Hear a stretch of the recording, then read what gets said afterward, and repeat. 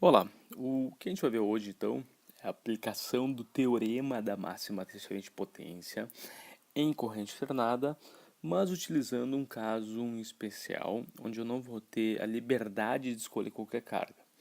Bom, vou pegar um circuito exemplo para a gente começar a analisar, certo? Vou pegar um circuito em corrente alternada, uma fonte, logo em seguida eu tenho um resistor combinado com um capacitor, e aí depois eu tenho a carga aqui, certo? Essa fonte ela vai ser um valor de 50. Esse resistor eu vou ter um valor de 2 kΩ nele. O capacitor também 2 kΩ. E o resistor RC eu tenho a liberdade de escolher, então ele pode ser mutável, tá? E o indutor não. Ele é um XL que vale 2 kΩ, tá? Então, de certa forma, aqui está a minha carga em azul, certo? Aqui vai estar a minha carga. Bom, vou aplicar o método normal, tá? O que me diz o teorema da máxima transferência de potência, tá? Que se eu achar o equivalente Thevenin do circuito que alimenta essa carga, eu tenho condições de determinar qual que tem que ser o valor dessa carga, levando em conta o valor dessa impedância de Thevenin. Então, na verdade, eu nem vou executar todo o teorema de Thevenin completo. Eu vou só fazer aquela parte dele que me dá o valor da impedância de Thevenin. Então, nesse circuito aqui, o que eu tenho? Eu vou ter, se recorda lá o teorema de Thevenin, né, onde eu tenho passo 1 e 2, eu redesenho o circuito sem um elemento carga, né? Ou seja, um circuito assim. E onde tinha um elemento carga, eu vou só identificar os terminais, eu posso chamar de A e B, certo? E aí, qual que é a ideia? A ideia é eu partir para a execução do teorema de Thevenin a partir desse circuito aqui, né? Na parte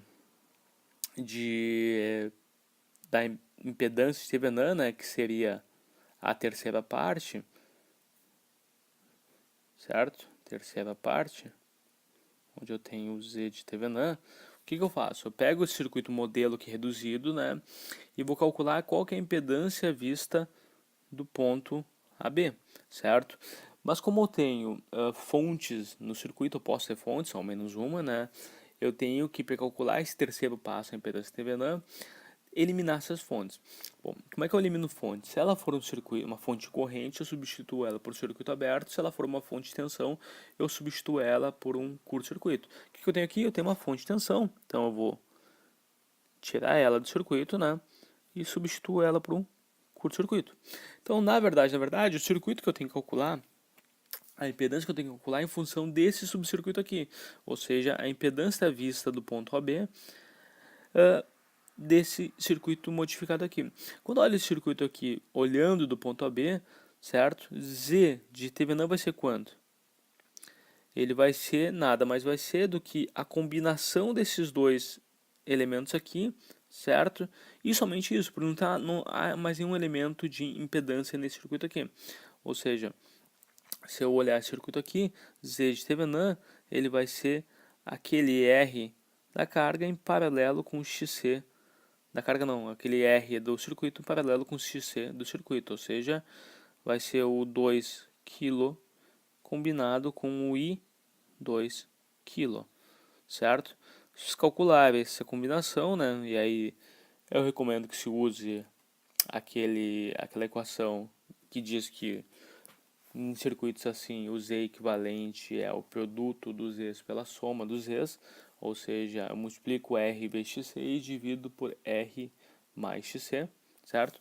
Vocês vão achar que esse Z de Thevenin vale 1 kg menos I 1 kg, certo? Em ohms também, tá?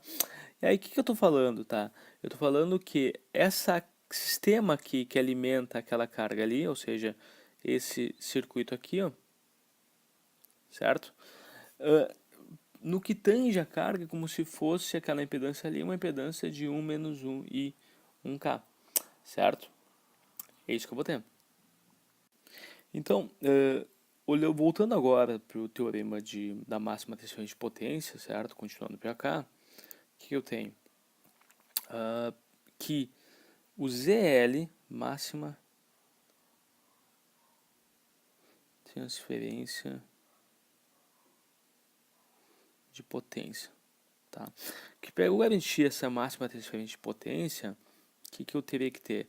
Eu teria que ter um ZL, certo? Que teria que ter o módulo de Z de Thevenin, porém com um ângulo invertido, certo? Ou se tiver na forma retangular, o ZL teria que ser o R de Thevenin, certo? Menos a parte do X de Thevenin, ou seja, eu inverteria o sinal, certo? E aí eu responderia a questão e acabou a questão, tá? O fato é, quando eu olho aquele circuito ali, o que eu tenho? Eu não tenho liberdade de escolher o R e o XL, eu tenho liberdade somente de escolher o R. E eu não posso afirmar que, dado que o XL é conhecido, que basta colocar o R naquele valor ali, que é o valor de R de Thevenin, que eu vou obter a máxima potência. Eu não posso fazer isso. Aí por isso é um caso especial, tá? Quando eu não tenho flexibilidade de mudar os dois elementos, eu tenho que analisar o elemento que eu posso mudar para garantir a máxima potência possível, certo? Bom, e como é que eu faço isso? Bom, para fazer isso eu vou deixar de lado um pouco o circuito aqui, certo? E vou tentar analisar um circuito mais genérico para a gente tentar definir o que acontece nessas situações aqui. Bom, então vou fazer o seguinte, eu vou começar de novo aqui, certo? Vou desenhar um circuito normal, enfim, tá?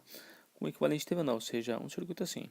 Tenho uma fonte, tenho um elemento, já explico o porquê da caixinha, tá? Tem isso aqui. Bom, o que eu vou ter? Aqui eu vou ter o E de Thevenin, né? Que eu calculei, independente do circuito. Aqui eu vou ter o R de Thevenin. Opa. O R de Thevenin. E aqui eu vou ter o X de Thevenin. Por que caixinha? Porque eu não sei se ele é capacitor ou indutor, né? E aqui, como fiz antes, né? Aqui eu vou ter a carga, certo? Onde eu vou ter o R da carga e o X da carga. Aí eu estou colocando XT, tá? Mas não é X capacitivo, tá? É X da carga. Beleza. Qual que é a ideia, tá? A ideia é como é que eu garanto a máxima potência nesse RC aqui, certo? Vou começar a analisar o seguinte, tá? Qual que seria a tensão no RC? Bom, VRC eu vou chamar, né? VRC vale quanto? VRC, na verdade, vale o quê? Eu tenho, se eu olhar o circuito, certo? Eu tenho 4 elementos em série.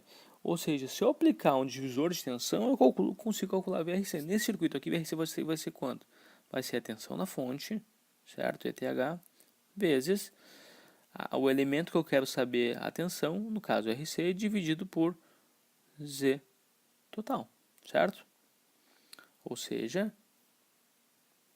VRC vai ser esse RC vezes o E de Thevenin dividido pelo Z total, que vai ser o que? R de Thevenin mais o RC e mais os XTH mais XC, certo? É isso que eu tenho, né? E deu. Resolvido, ok? Bom, mas como eu quero saber só a potência ativa, né? Eu vou tentar calcular esse VRC levando em conta o seu módulo, tá? Ou seja, quanto é que seria o módulo de VRC? Bom, é quase a mesma coisa, tá? Ou seja, o módulo de VRC vai ser o quê? Ele vai ser aquele mesmo elemento ali, certo? Ou seja, RC vezes ETH, né? ETH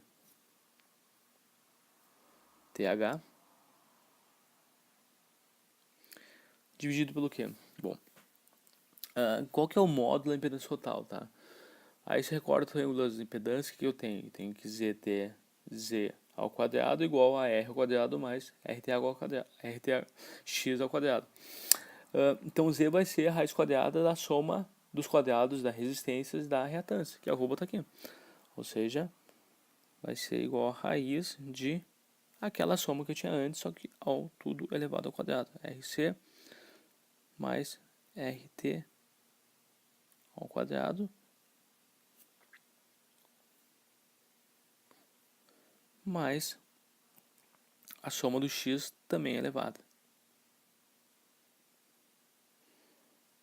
Certo? É isso que eu vou ter. Ok? Bom, continuando, se eu quiser saber a potência desse elemento aqui, ou seja, o P que existe lá vai ser o que? VRC ao quadrado dividido por RC, certo? É isso, né?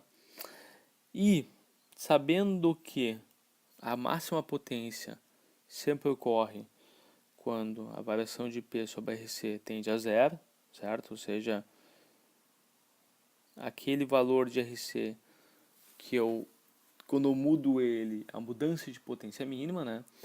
Eu tenho que isso só vai ocorrer nessa equação aqui, ó, aqui embaixo, certo? E principalmente no que diz respeito à parcela de baixo aqui, ok? Quando, opa, vou voltar aqui, isso só vai ocorrer quando o valor de RC for igual a raiz de RTH ao quadrado mais a soma dos x também ao quadrado. XTH mais XC elevado ao quadrado. Certo? É isso. Então aqui eu obtenho uma equação que me permite calcular qual que é o RC ótimo, levando em conta que XC, ou seja, o X da carga, já está definido.